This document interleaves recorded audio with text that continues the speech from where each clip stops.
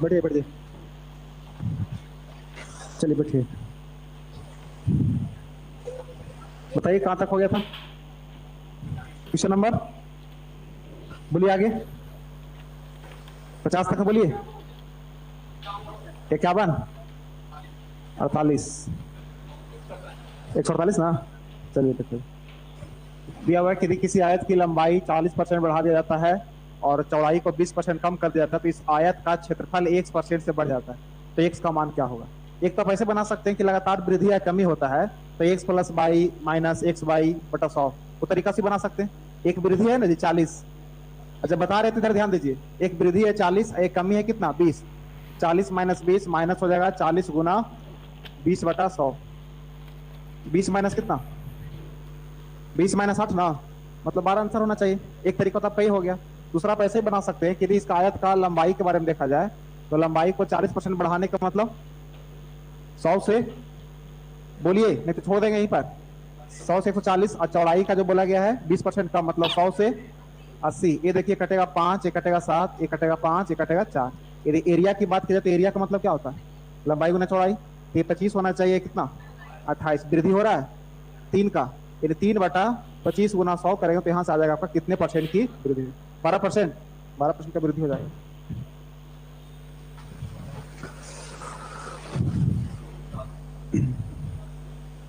तो डायरेक्ट यही से कर सकते हैं 40 माइनस 20, 40 गुना 20 बटा 100। बोलिए आगे।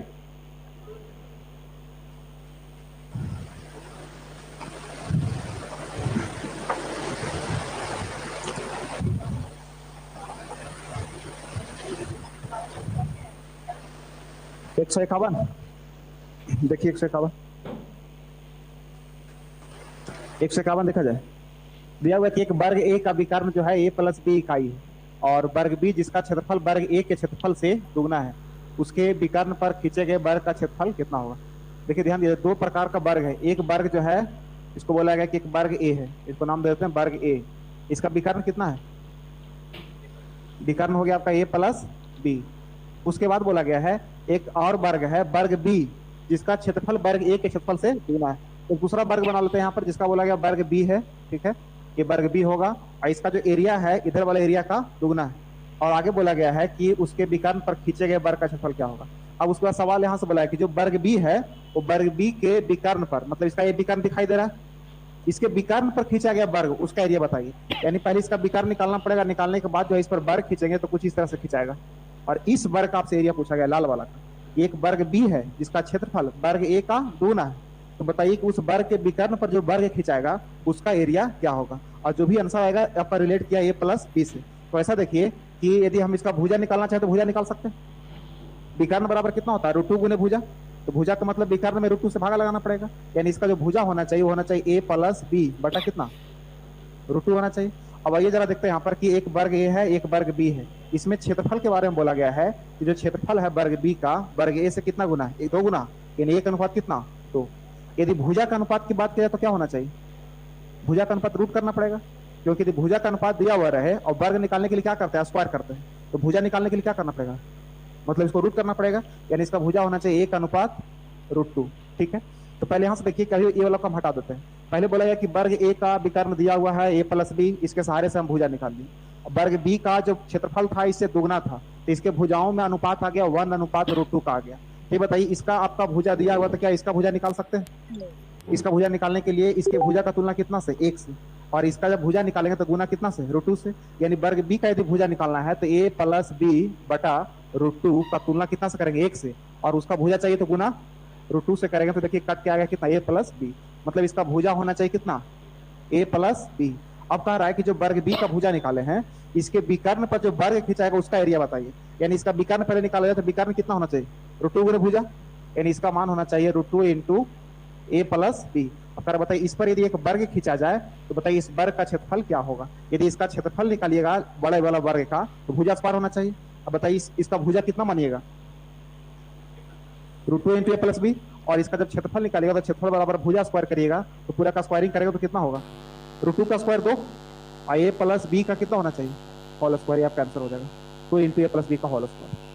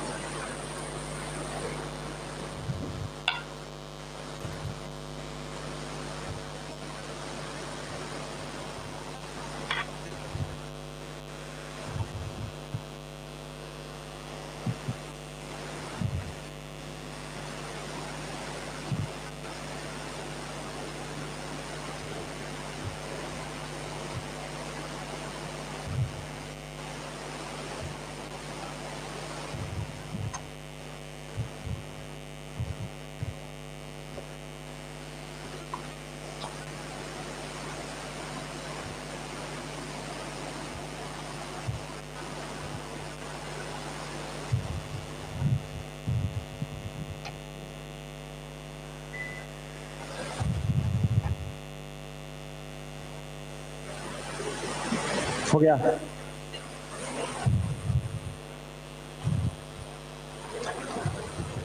कोई दिक्कत नहीं इसमें,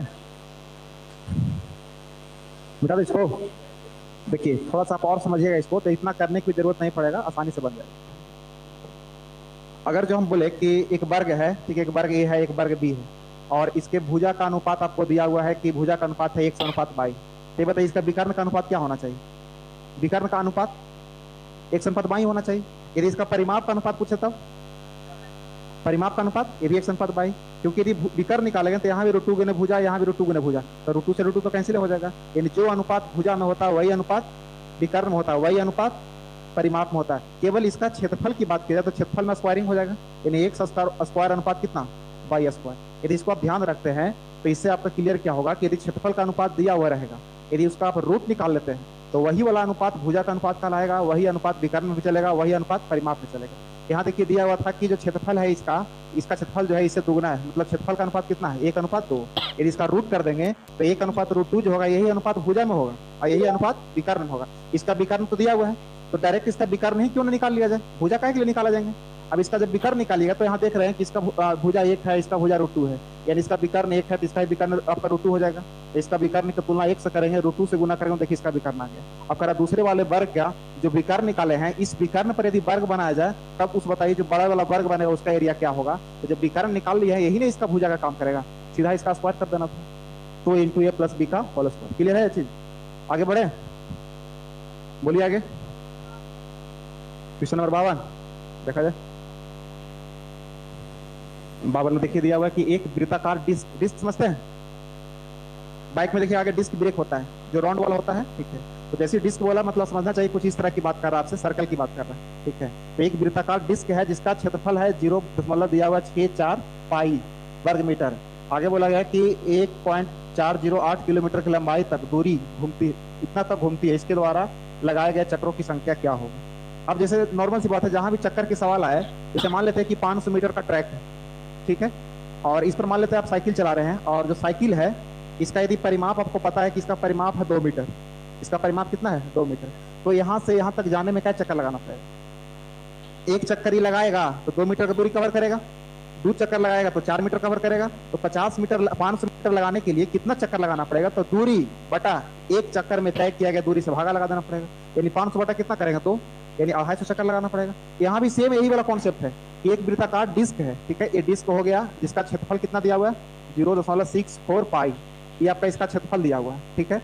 अब ये डिस्क जो है वो 1.408 किलोमीटर की लंबाई तक घूमती है, मतलब इसको घुमाना है, जिसका दूरी दिया हुआ है कितना, उसको मीटर में कर दीजिए ना, ये वर्ग मीटर में है ना, उसको मीटर में करेंगे तो 1000 से गुना, तो 1408 ना 1000 से गुना करेंगे तो 1408 मीटर का दूरी तय करना है डिस्क को। तो पूछ रहे बताइए क्या चक्कर लगाएगा, तो चक्कर निकालने के लिए पहले इसका क्या निकालना पड़ेगा, परिधि निकालना पड़ेगा। परिधि कैसे निकलेगा, तो पहले इसका रेडियस चाहिए, त्रिज्या चाहिए। त्रिज्या कैसे निकलेगा, तो इसके सहारे से निकालिए कि पाई आर स्क्वायर दिया हुआ, पाई आर स्क्वायर बराबर दिया हुआ 0.64 पाई, ये पाई से पाई कैंसिल हो जाएगा।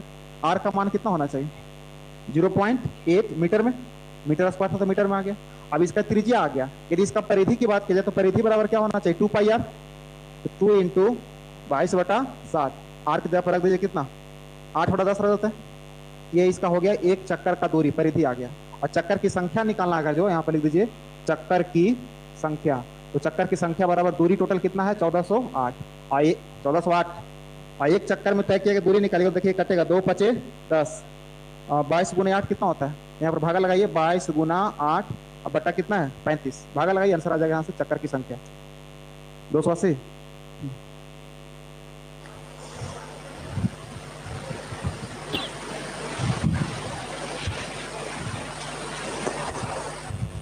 मोटर व्हीकल में जो दूरी मापने वाला यंत्र होता है उसको क्या बोलते हैं, ओडोमीटर। स्पीडोमीटर तो जो आपका लगा हुआ रहता है वहां पर उसको बता रहा है, जो यंत्र उसमें काम करता है उसको ओडोमीटर बोलते हैं।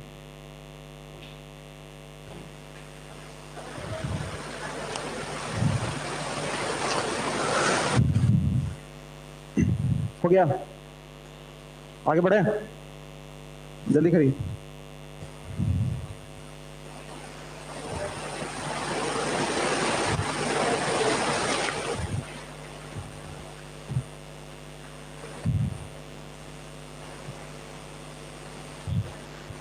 बोलिए आगे। 100 163 देखा जाए 163 157 157 देखिए दिया हुआ है कि त्रिभुज पीडीसी को एक वर्ग एबीसीडी के भीतर खींचा गया है जिसकी भुजा 24 सेंटीमीटर है। मतलब पहले एक वर्ग बना लीजिए, वर्ग के बारे में बोला गया कि एबीसीडी एक वर्ग ले लेते हैं यहाँ पर ए बी सी और डी।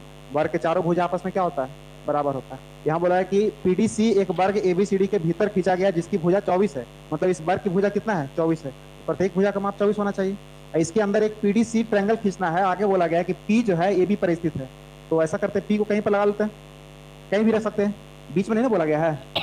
पी है जो ए बी पर स्थित है, तो पीडी से एक ट्रायंगल बनाइएगा तो पी डी सी, यानी कुछ इस तरह से एक ट्रायंगल बनेगा। यहाँ पर पी डी सी ट्रायंगल दिख रहा है।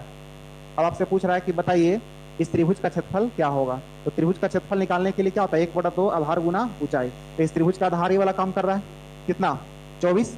और ऊंचाई की बात करें तो ऊंचाई यहाँ से यहाँ तक, तो भी तो 24 से होना चाहिए। तो इसका जब एरिया निकालिएगा त्रिभुज का क्षेत्रफल बराबर 1/2 आधार गुना ऊंचाई।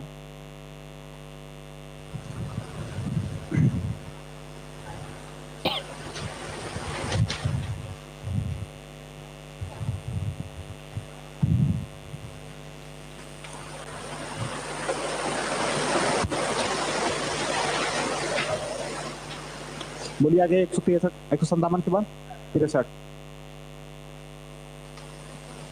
देखा जाए। 163 163 ध्यान दीजिएगा। इधर समलंब समझते हैं, समलंब चतुर्भुज ट्रेपेजियम। ट्रेपेजियम यहाँ बोला गया कि मैदान जो है समलंब चतुर्भुज के आकार का है जिसकी समांतर भुजाएं 200 मीटर और 400 मीटर लंबी है, जबकि अन्य दो भुजाओं में से प्रत्येक भुजा 260 मीटर लंबी है। इस मैदान का क्षेत्रफल ज्ञात करें। जहां भी ट्रेपेजियम की बात करेगा समलंब का, तो उसमें दो भुजा समांतर होता है और दो भुजा समांतर नहीं होता है। ठीक है, तो इसमें मान लेते हैं कि ट्रेपेजियम है, तो समानांतर भुजा के बारे में बोला है कि इसकी जो समानांतर भुजा है वो 200 मीटर है और 400 मीटर। इसको 200 बोल दें, ये 200 हो जाएगा। नीचे वाला कितना बोला गया है, 400 मीटर। और जबकि अन्य दो भुजाएं जो है प्रत्येक भुजा 260 मीटर का है। अन्य दो भुजा ये वाला बच गया, ये वाला बच गया, इन दोनों को बराबर बोला गया कि ये भी 260 का है और ये भी कितना है, 260 का है। अब आपसे पूछ रहा है कि बताइए इस मैदान का क्षेत्रफल क्या होगा। समलंब चतुर्भुज का क्षेत्रफल बराबर होता है 1/2 समानांतर भुजाओं का योग अगुना क्या ऊंचाई। ऊंचाई की बात करेंगे तो ऊंचाई क्या, ये वाला ऊंचाई काम करेगा 260। ऊंचाई के लिए अलग से यहाँ से परपेंडिकुलर ऐसे करना पड़ेगा, ये भी ऊंचाई हो सकता है, यहाँ से ऊंचाई हो सकता है, या यहाँ से भी डालेंगे तो ये भी आपका ऊंचाई हो सकता है। अब देखिए ध्यान दिया जाए, इस ऊंचाई को निकालने के लिए आपका एक क्लू दिया गया है कि दोनों जो साइड देख रहे हैं वो दोनों आपका बराबर है 260 और 260। इसका मतलब ये वाला ट्रायंगल में देखा जाए तो यहाँ 90 डिग्री, यहाँ भी कितना 90 डिग्री। ये दोनों ट्रायंगल जो है वो सर्वांगसम हो जाएगा, क्योंकि यहाँ भी 90 डिग्री है, यहाँ भी 90 डिग्री। जितना यहाँ पर ये वाला लंब है उतना ही तो लंब यहाँ भी होगा। अच्छा, इसका हाइपोटेनस है, इसका हाइपोटेनस क्या है, बराबर है। तो बाकी ये दोनों भुजा भी तो बराबर होना चाहिए, तो बराबर होगा इस कंडीशन में। तो देखिए यहाँ से यहाँ तक मान 200 है, तो यहाँ भी कितना बोलेंगे, ये भी 200 होना चाहिए। अच्छा, यहाँ से लेकर के हम भी देते हैं, यहाँ से लेकर के यहाँ तक का मान हो गया 200, तो 400 में बाकी बचा 200। 200 में बताइए इसका इसका कितना होना चाहिए, ये भी 100 होगा और ये भी कितना होगा, 100 होगा। तो अब यहाँ से देखिए समकोण त्रिभुज में इधर से या इधर से इसका आप लंब निकाल सकते हैं। लंब निकालने के लिए आप रेशियो निकाल लीजिए ना, 260 है और आपका कितना है, 100 है। रेशियो देखिए यहाँ कटेगा 13 अनुपात कितना 5, तो 12 होना चाहिए, 12 होना चाहिए। तो यानी आप कह सकते हैं कि 13 दूना 26, 20 50 100, 20 गुना है, तो 12 दूना 240, 240 होना चाहिए। अरे 5 है, 13 है, 12 होना चाहिए, 5 12 13, ये 20 गुना है, इसको 20 गुना कर दिया जाए। अब इसका क्षेत्रफल निकालिएगा तो क्षेत्रफल बराबर होता है 1/2 समानांतर भुजाओं का योग। समानांतर भुजा नीचे देखा जाए तो 400, ऊपर कितना है 200, यानी 400 और प्लस में 200 गुना ऊंचाई की जगह पर कितना 240 रखिए, यहां से आंसर आ जाएगा। फॉर्मूला सभी सब याद होना चाहिए।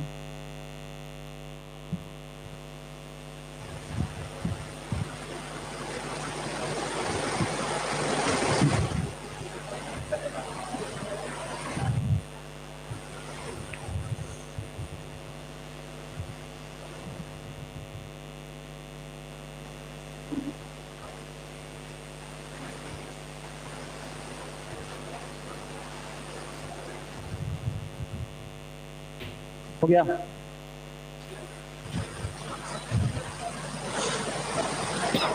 मिटा दें। आगे बोलिए, क्वेश्चन नंबर 66 देखा जाए, समझ रहे हैं। 166 दिया हुआ है कि एबीसी में ए जो है 90 डिग्री, ए बी बराबर 16 और ए सी बराबर 12। एबीसी एक ट्रायंगल की बात कर रहा है, यहाँ पर लिख दीजिए त्रिभुज एबीसी ऐसे। ठीक है। त्रिभुज एबीसी में एंगल ये 90 डिग्री है, तो इसका मतलब एक समकोण त्रिभुज बनाना पड़ेगा। समकोण त्रिभुज ये हो गया ए, इसको बोलते हैं बी, इसको बोलते हैं सी। ये बराबर 90 डिग्री बोला गया है। ए बी कितना, ए बी का मान 16, ए सी का मान 12। ये देखिए 4 चौके 16, 3 चौके 12, तो इसका मान 5 चौके 15, 5 चौके 15, 5 चौके 20। फिर उसके बाद बोल रहा है कि डी ए सी का मध्य बिंदु है। ठीक है, देखिए डी जो है ए सी का मध्य बिंदु है। ए सी दिखाई दे रहा है, ए सी, इसका मिड पॉइंट कौन है, डी। इसका मतलब नीचे भी 6 ऊपर भी 6 हो जाएगा। और उसके बाद बोला गया है कि डी जो है वो लंब है सीबी पर। सीबी दिखाई दे रहा है, सीबी। अब डी जो है ना वो आपका लंब है सीबी पर, तो यानी यहां से आप एक लंब डालिए इस पर। ये आपका पॉइंट हो गया डी। ये वाला पॉइंट को क्या बोलेंगे, ई। डी जो है लंब है सीबी पर। ठीक है, अब आपसे पूछ रहा है कि बताइए कि सी डी ई का क्षेत्रफल क्या होगा। सी डी ई का क्षेत्रफल क्या होगा। ये छोटा जो ट्रायंगल दिखाई दे रहा है, इसका आपसे एरिया पूछा गया। ठीक है, इसका एरिया निकालने के लिए एक आपको भुजा चाहिए डी और एक चाहिए सी। थोड़ा ज्यादा उसमें मुश्किल हो जाए निकालना। एक बार ऐसा करिए कि छोटा वाला ट्रायंगल और एक बड़ा वाला ट्रायंगल, ये दोनों जो है इस कंडीशन में सिमिलर हो जाएगा। वो आपको हम बता रहे हैं कैसे सिमिलर होगा। जैसे मैं 90 डिग्री यहाँ पर है, इस एंगल को हम बोल देते हैं थीटा। ठीक है, तो इसका शेष कोण ये वाला बच गया। अच्छा, बड़ा वाला ट्रायंगल में आइए, सी वाला एंगल जो कितना है, थीटा है। अच्छा, ये वाला कितना है, 90 डिग्री है। तो बड़ा वाला में शेष कोण ये वाला बच गया। नहीं समझ में आ रहा कुछ, यानी इसमें दो एंगल 90 और थीटा हो गया, इसमें भी दो एंगल, एक 90 एक थीटा हो गया। तो बाकी बचा इसका कोण, बाकी बचा इसका कोण, दोनों बराबर होना चाहिए। तो ये वाला अल्फा, तो ये भी छोटा वाला क्या हो जाएगा, अल्फा। अब दोनों ट्रायंगल में देखिए कि तीनों कोण जो है बराबर हो गया। इसका 90 अल्फा थीटा, यहाँ भी देखिए 90 अल्फा और थीटा। तो दोनों ट्रायंगल हो गया सिमिलर। और सिमिलर होने का मतलब एक ही होता है कि जो भुजा का अनुपात होगा वही इसका अनुपात परिमाप में होगा, वही अनुपात ऊंचाई में होगा। केवल क्षेत्रफल का जो अनुपात है स्क्वायर में हो जाएगा। यदि हम बात करें कि एक त्रिभुज डी ई सी, डी ई और सी, डी ई सी लिख रहे हैं अगर जो, तो इसका लिखने का भी तरीका होता है कि त्रिभुज डी ई सी लिख रहे हैं, मतलब क्या लिखे, अल्फा 90 थीटा लिखे। तो इसमें भी देखिए अल्फा 90 थीटा लिखेंगे, तो त्रिभुज क्या लिखना पड़ेगा हमको, बी ए सी। ये दोनों आपस में क्या हो गया, समरूप। और जब समरूप हो गया तो जरा इसके भुजा देखिए कि कोई ऐसा भुजा है जो दोनों में मालूम है। तो हमको पता है कि ये वाला मिड पॉइंट है, तो 6 होना चाहिए, तो भी कितना होना चाहिए, 6। तो बताइए कि छोटा वाला में 90 के सामने कितना पता हो गया, 6। छोटा वाला में 90 के सामने कितना हो गया, 6। भुजा लिख रहे हैं यहाँ पर, भुजा। तो बड़ा वाला में 90 के सामने कितना है, 20। बड़ा वाला में 20 हो गया। यानी भुजा का अनुपात कर सकते हैं कि छोटा ट्रायंगल और बड़ा ट्रायंगल का जो भुजा का अनुपात होगा वो होना चाहिए 3 अनुपात कितना, 3 अनुपात 10।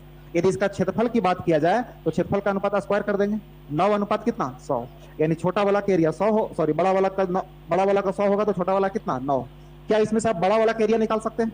यदि बड़ा वाला त्रिभुज के एरिया की बात किया जाए तो होना चाहिए 1/2 गुने आधार गुना ऊंचाई 16 गुने 12। ये बड़ा वाला का गया। इसका तुलना कितना से, 100 से। छोटा वाला निकालना है तो 9 से गुना करिए, आंसर आ जाएगा आपको।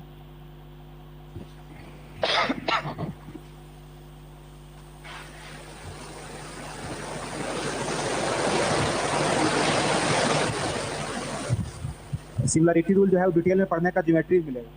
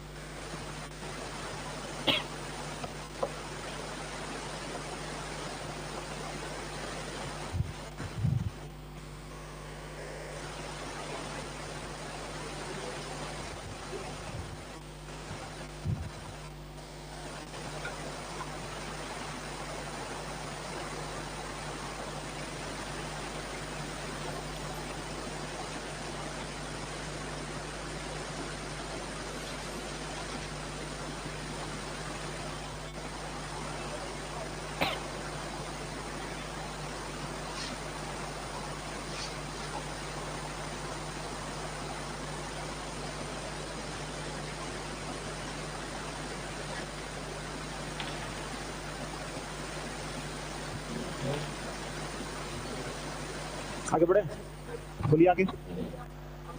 68, कितना क्वेश्चन है इसमें टोटल, 72। देखा जाए 68 ना। बोला गया इसमें कि एक बिंदु P से जो 6 सेंटीमीटर त्रिज्या के एक वृत्त के केंद्र O से 10 सेंटीमीटर की दूरी पर है, बिंदु Q और R वृत्त पर क्रमशः स्पर्श रेखाएं PQ और PR एक युग में खींचा जाता है। तो चतुर्भुज PQOR का क्षेत्रफल किसके बराबर होगा। देखिए ध्यान दीजिए, पहले बोला एक बिंदु P है, पी से बोला गया है कि जो 6 सेंटीमीटर त्रिज्या के एक वृत्त के केंद्र ओ से 10 सेंटीमीटर की दूरी पर है।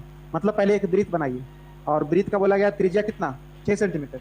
यानी एक वृत्त है जिसका त्रिज्या कितना है, त्रिज्या दिया हुआ 6, और इसका केंद्र का नाम है ओ। इसे बोला गया कि एक बिंदु पी है, पी से जो 6 सेंटीमीटर त्रिज्या के एक वृत्त के केंद्र ओ से 10 सेंटीमीटर की दूरी पर है। ओ से 10 सेंटीमीटर की दूरी पर कौन है, पी के बारे में बोला गया। मतलब एक बिंदु पी से जो 6 सेंटीमीटर त्रिज्या के एक वृत्त का केंद्र ओ है, उससे कितना दूरी पर है, 10 सेंटीमीटर। यानी इसका सेंटर जो ओ दिया हुआ है, इससे 10 सेंटीमीटर की दूरी पर। आप देखिए कि 10 सेंटीमीटर दूरी इससे बाहर जाएगा कि अंदर ही रहेगा, बाहर चला जाएगा, क्योंकि त्रिज्या इसका कितना है, 6, और इससे 10 सेंटीमीटर की दूरी बोला तो बाहर निकल जाएगा। और बाहर में एक बिंदु क्या है, पी।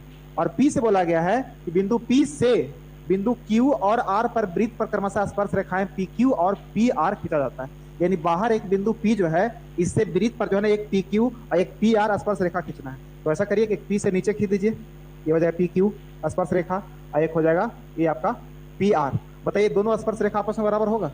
ये थ्योरम है आपका, इसको कहिए तो प्रूफ भी कर देंगे, ज्योमेट्री से होता है कि वृत्त के बाहर स्थित किसी बिंदु से वृत्त पर खींची गई स्पर्श रेखा की लंबाई आपस में बराबर होती है। यानी आप कह सकते हैं कि पी आर और ये पी क्यू आपस में क्या होगा, बराबर होगा। अच्छा, यहाँ से यहाँ तक की लंबाई 10 दिया हुआ है ना। अच्छा बताइए, सेंटर से यदि इस बिंदु स्पर्श बिंदु को मिलाएंगे तो यहाँ पर 90 डिग्री होता है, लंब होता है। यहाँ भी सेंटर से इस पर मिलाएंगे तो कितना होना चाहिए, 90 डिग्री। अच्छा, इसका मान कितना है, 6, इसका मान 6, और यहाँ से यहाँ तक का मान 10। अब आपसे पूछ क्या रहा है कि चतुर्भुज P Q O R, P Q O R दिखाई दे रहा है। यानी ये जो चतुर्भुज बनाया, अब इस चतुर्भुज का आपको क्या बनाना है, क्षेत्रफल। इसका आपको क्षेत्रफल बताना है। तो क्षेत्रफल निकालने के लिए ऐसा करिए कि दो को ट्रायंगल, एक ऊपर ट्रायंगल दिखाई दे रहा है, एक नीचे ट्रायंगल दिखाई दे रहा है, दोनों ट्रायंगल का एरिया निकाल करके आप जोड़ दीजिए। और ऐसे दोनों ट्रायंगल आपका बराबर होने वाला है, क्योंकि देखिए इसमें इसका आपका ये वाला साइड, ये वाला साइड बराबर हो गया है, यहाँ 90 डिग्री, यहाँ 90 हो गया है, ये दोनों भुजा आपस में बराबर है, ये जो हाइपोटेनस है दोनों के लिए कॉमन है। तो किसी एक ट्रायंगल का एरिया निकालिए, उसमें 2 से गुना कर दीजिए, दोनों ट्रायंगल का एरिया आ जाएगा। ये बताइए 10 है, ये 6 है, तो इसका मान कितना होना चाहिए, 8, 4 दूनी 8, 3 दूना 6, 5 दूना 10। तो पूरे इसका पी क्यू आपको चाहिए, इसका पी क्यू ओ आर का यदि एरिया चाहिए तो लिख दीजिए 2 गुना 1/2। आइए इस त्रिभुज का एरिया निकाल लेते हैं, 8 गुना 6। ये देखिए 2 से 2 कैंसिल हो जाएगा, 8 से 48 पूरा कैंसिल हो जाएगा।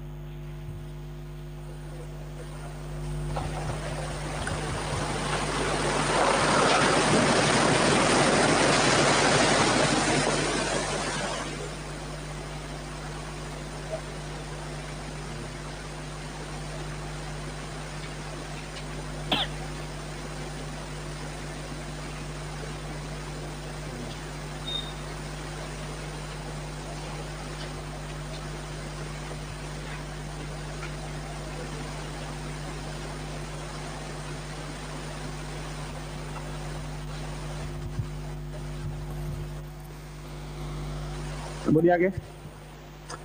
68 के बाद 70, 69 भी।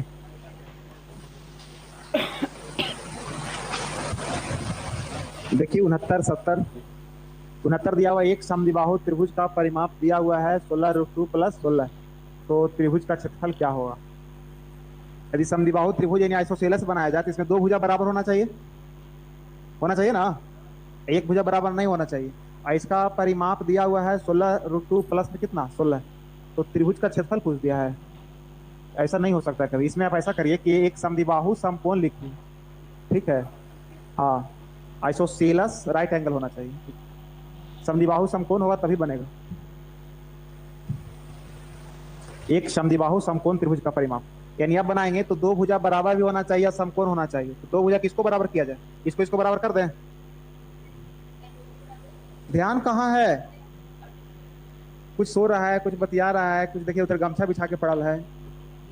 सबका अपना अपना तरीका है। बताइए इस बराबर इसमें अगर किया जाए तो समद्विबाहु समकोण बोला गया है, तो कौन 2 भुजा के बराबर करें, इसको बराबर कर सकते हैं।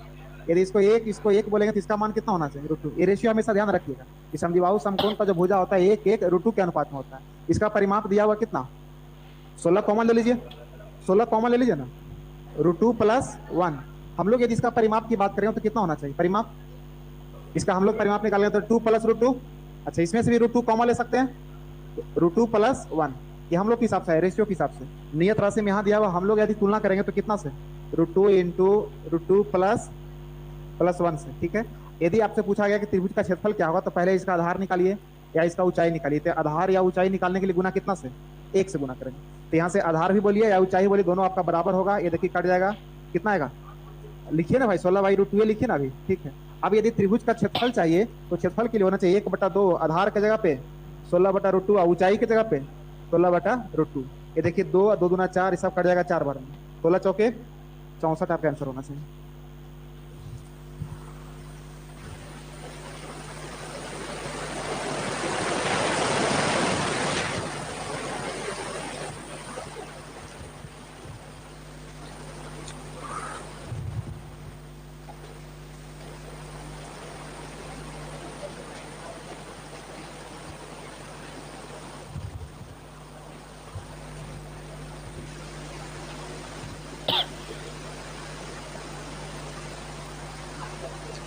आगे बोलिए।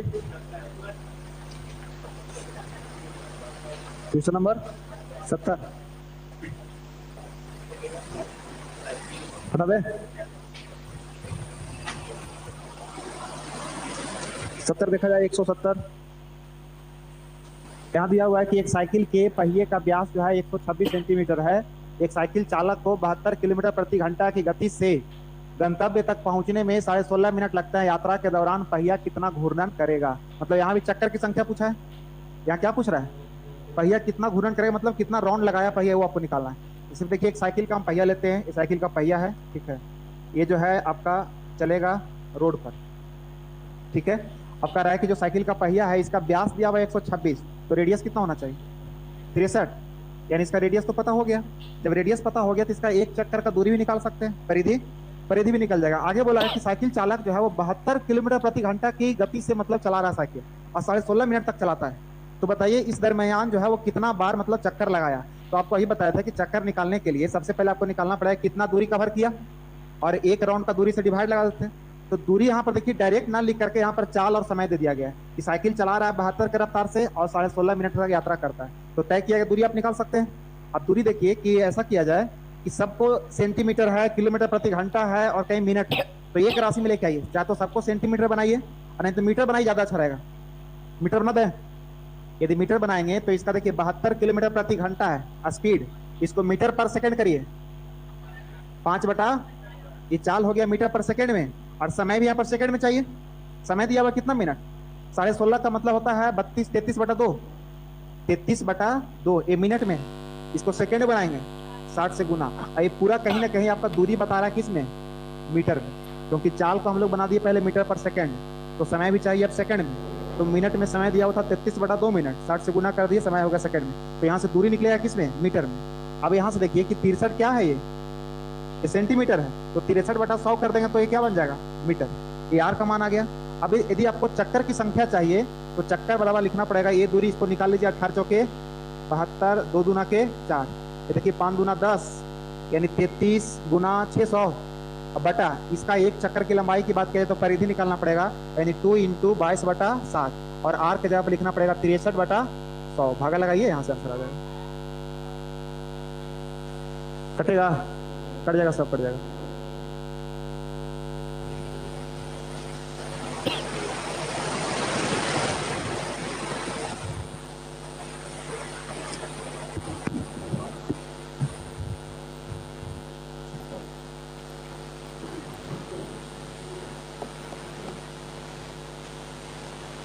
काट के बताइए आंसर कितना आया? 5000, यानी 5000 चक्कर लगाएगा।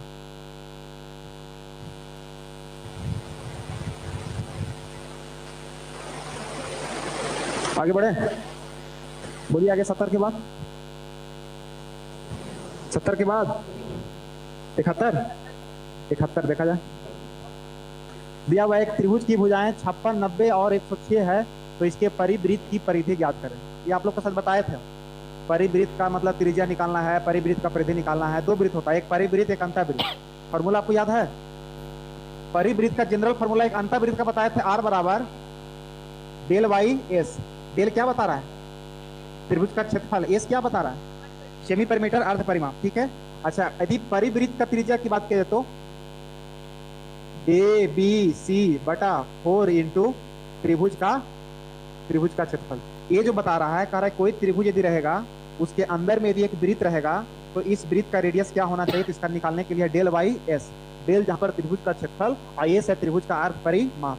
ये बता रहा है कि यदि कोई त्रिभुज के बाहर से यदि वृत्त गुजरे इस तरह से, ठीक है, इस कंडीशन में यदि आपसे पूछ दिया जाए कि बताइए इस सर्कल का रेडियस क्या होगा, आर का मान क्या होगा, तो इसके लिए इस त्रिभुज का भुजा ए बी यदि सी दिया हुआ है तो ए गुना बी गुना सी बटा 4 इंटू त्रिभुज का, ये दो जनरल फॉर्मूला आपको हम बताए थे, याद है इसमें। और उसके बाद हम स्पेशल बताए थे यदि समकोण की हम बात करते हैं तो समकोण में यदि आपसे पूछता है कि आर का मान क्या होता है और इस तरह से दिया हुआ रहे अगर जैसे, ठीक है, और इसमें आर का मान पूछता है क्या है, तो यदि ये है, ये वाला बी है, ये सी है, तो आपको बताया था इसमें, याद है कुछ आर बराबर ए प्लस बी माइनस सी बटा 2, बताए थे ये चीज। अच्छा, इसमें बताए थे समकोण में कि आर बराबर क्या होना चाहिए, तो सी बाई 2 कर्ण का आधा, नहीं ध्यान है। तो एक फॉर्मूला तो ये हो गया कि समकोण में जो अंतः त्रिज्या होना चाहिए वो A plus B minus C by 2, जहां आधार ये हो गया, ये ऊंचाई हो गया, ये आपका कर्ण हो गया। और इसमें यदि हम इसका परिवृत्त की बात करें, परिवृत्त का त्रिज्या क्या होना चाहिए, यानी सी का मतलब यहाँ पर लिख देते हैं कर्ण, कर्ण का क्या होना चाहिए, आधा, कर्ण बाई 2।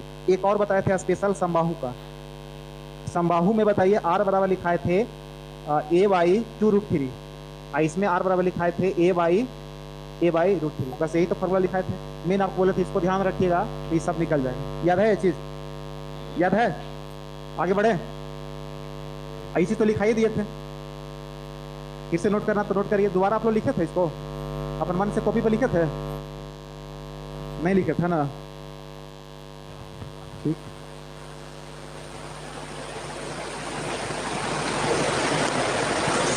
ये हो गया अंतःवृत्त, अंतःवृत्त का त्रिज्या, ये हो गया परिवृत्त का त्रिज्या।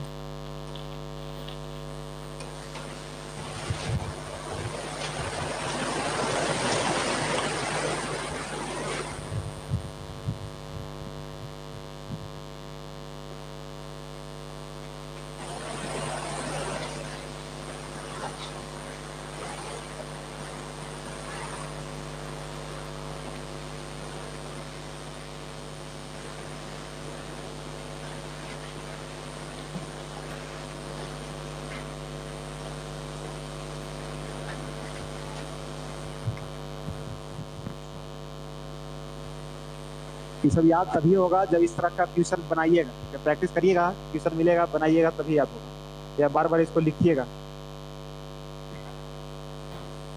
हो गया नोट। आइए जरा क्वेश्चन देखा जाए। इसमें क्वेश्चन दिया हुआ कि एक त्रिभुज की भुजाएं 56, 90, 106 है, 56, 90 और 106 है, तो इसके परिवृत्त का परिधि ज्ञात करिए। देखिए एक त्रिभुज है जिसकी भुजा है 56, 90 और 106, और परिवृत्त बोला गया मतलब कैपिटल आर के बाद पूछ रहा है कि एक त्रिभुज है और इसका परिवृत्त का जो है वो आपका क्या बताना है, परिधि। तो परिधि बताने से पहले आपको त्रिज्या निकालना पड़ेगा, तो यानी आपको निकालना है क्या, कैपिटल आर। आर निकालने के लिए एक तो जनरल फॉर्मूला होता है ए बी सी बटा क्या 4 इंटू डेल, इससे एकदम आसानी से निकल जाएगा। तीनों भुजाओं का गुना करिए और नीचे इसका क्षेत्रफल गुना 4 करिए। लेकिन थोड़ा सा एक नजर दौड़ाइए कि क्या ये समकोण तो नहीं ना है, समकोण हो जाएगा। 14 चौके नहीं 28 दुना के 56, 45 दुना के 90 और 53 दुना के 106। इसका स्क्वायरिंग का लास्ट में 4, इसका स्क्वायरिंग का लास्ट में 5, इसका स्क्वायरिंग का लास्ट में 9, मतलब 90% चांस है कि हो जाएगा, ठीक है। और तुक्का इस पर ले सकते हैं, और जनरली ऐसा जो आपका समकोण हो ही जाता है। जैसे में 5 और 9 हो रहा है ना, अब देख लीजिए इसका स्क्वायरिंग जोड़कर कोई होगा क्या। हाँ, हिरून का सूत्र से निकाल सकते हैं, टाइम ज्यादा लगेगा। यदि पता हो गया कि समकोण ही है, देख लीजिए स्क्वायर करके, समकोण ही है ना, समकोण ही है, तो समकोण है अगर जो, तो बताइए कैपिटल आर बराबर समकोण त्रिभुज में कर्ण का आधा, मतलब आर बराबर क्या होना चाहिए 106 बटा 2, मतलब ये 53, यानी आपका त्रिज्या आ गया। और परिधि निकालने के लिए क्या होता है, परिधि बराबर हो जाएगा 2 पाई आर, 2 पाई आर के जगह पर कितना 53, 53 दूना 106 पाई, आंसर हो गया। मतलब ये त्रिभुज दिया हुआ है, समकोण दिया हुआ है, ठीक है। ये हो गया 56, ये हो गया 90, ये हो गया 106, और बाहर से एक वृत्त गया है, इसी का आपको चाहिए था परिधि।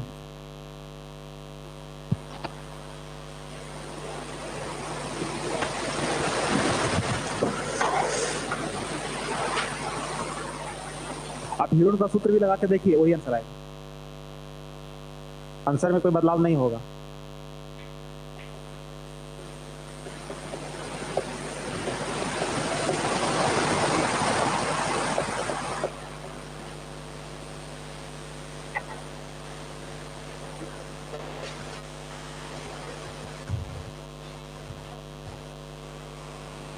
हो गया, आगे बोलिए। Question number 72। 72, ये भी तो सेम ही परित्रिज्या केवल इसमें पूछ रहा है। त्रिभुज की भुजा कितना है? 12, 35 और 37। ये समकोणीय है। समकोणीय तो इसका आधा कर दीजिए ना केवल, हो गया आंसर 18.5। आप लोग बताइए तो जरा, इसका अंतःवृत्त की त्रिज्या क्या होगा? अंतःवृत्त की त्रिज्या समकोण त्रिभुज है, अंतःवृत्त की त्रिज्या a plus B minus C by 2। A plus B करेंगे तो कितना होना चाहिए? 12 प्लस 35 माइनस 37/2, ये अंतःवृत्त की त्रिज्या हो गया। और बाह्य वृत्त की त्रिज्या बराबर केवल 37/2 कर्ण का आधा। खत्म? क्या हो रहा है? L2D खत्म हो गया ना, 3D का चाहिए। Question number 135।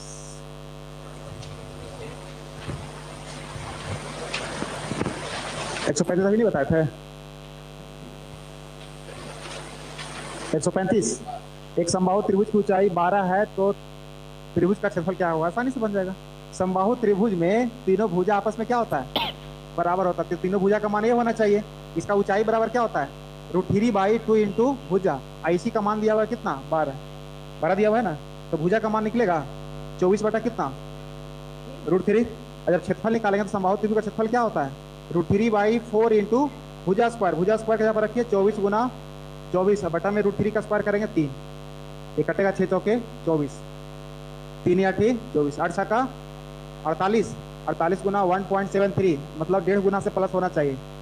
तो 48 आधा इसका कितना? 24, तो 72 तो ऐसे ही हो गया। और उसके बाद 0.2 गुना और चाहिए, तो 0.1 होता है इसका कितना? 4.8, 0.2 हो जाएगा कितना?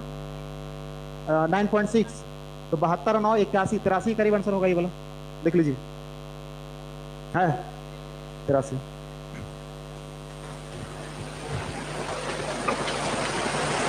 और है खत्म। 3D का टाइप नहीं ना हुआ अभी, कुछ नहीं हुआ है, तो आइए कल से स्टार्ट होगा। 3D का फॉर्मूला जो है एक बार थोड़ा देख के आइएगा, ठीक है? मतलब पूरा यहीं के भरोसे मत रहिए कि हाँ याद कराया जाएगा, खुद से याद करके आइएगा, ज्यादा फायदा करेगा।